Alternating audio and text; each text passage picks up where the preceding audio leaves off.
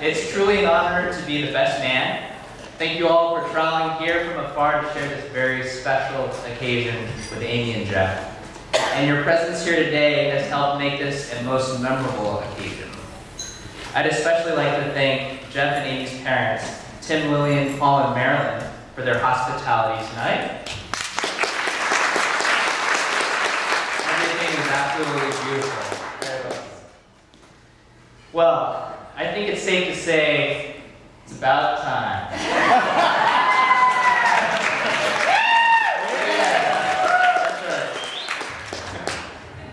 And I'm sure I'm not the only one here who's asked themselves every time seeing either one of these two, when on earth is Amy or Jeff gonna get married?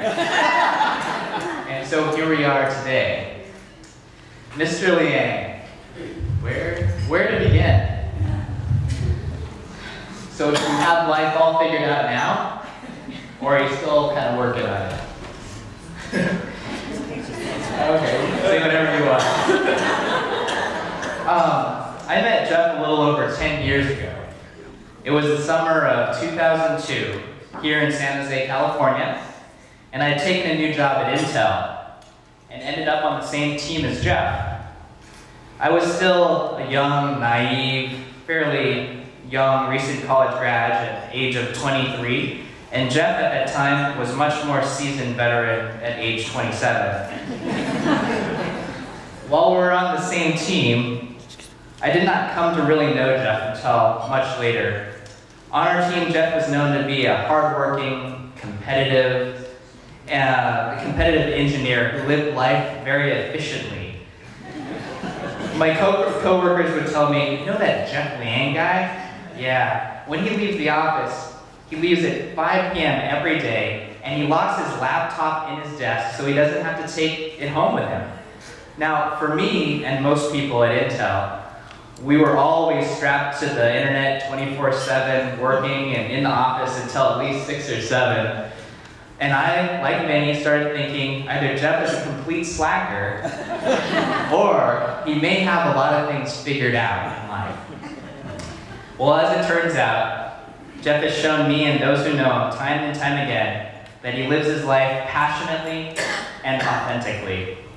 He strives to do what he loves very well, and that includes life at work and outside of work. The first time I hung out with Jeff was 9 months after meeting him, and our close friendship and brotherhood evolved from there. We were at a house party, and there he was, the best person I've ever seen play billiards with his forehead and a beer in his hand. All at the same time. And after that, he also had the great idea of taking some beers up onto the roof, and we sat and watched the moon and under the stars and just hung out. In retrospect, 10 years later, that was kind of dangerous, Jeff. But he definitely knows how to have fun, and I figured this guy is kind of cool. But with Jeff, it's not all about beer and crazy partying. In fact, that part of life is rarely what he engages in. What he does embrace is his capacity to follow his heart. He is his own man, and as my mom put it, Jeff is a man who walks to the beat of his own drum. For the past decade I have known Jeff. He took his sabbatical and spent months living in a hut and surfing in Bali. He reflected on life, meditated, met people, started his own business. The list goes on and on. Jeff is one of the bravest people I know, and he truly needs to have his heart in whatever he does. And as I've seen his priorities and his views on life evolve into a crystal clear picture of something beautiful, something profound, and something so very special. About 18 months ago, Jeff truly decided it was time to settle down. He knew there was something more to life. Luckily for Jeff, it wasn't long before he met Amy. I say luckily because this guy had a long list of requirements. He had high principles and expectations through the roof. He was ready to give it all up for one special person. And I remember when Jeff met Amy, he told me he had met this girl that was so nice, so sweet, and so beautiful. She was the kindest person he had ever met. And I could tell there was something different in his voice and how he would talk about Amy.